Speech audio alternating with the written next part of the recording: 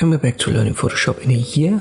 Let me show you how we can use the render flames option to create a ring of flames. And this works on any shape.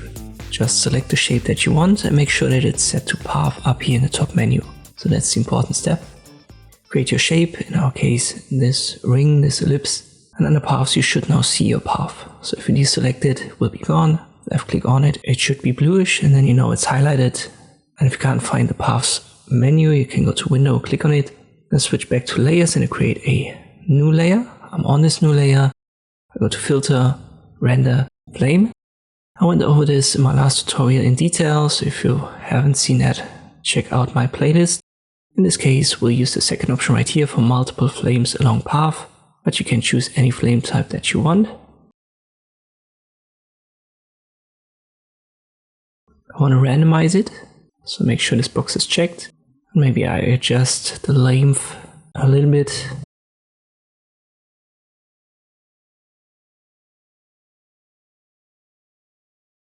We've now decided how big these flames are going to get.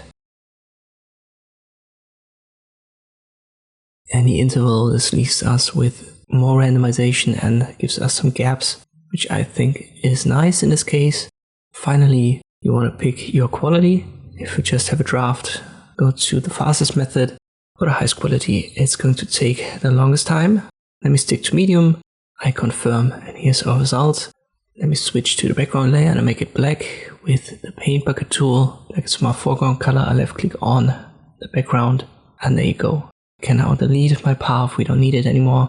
And this flame ring is now an element that we can treat like any other. So we can use the move tool, press Ctrl T to transform it and size it up and down.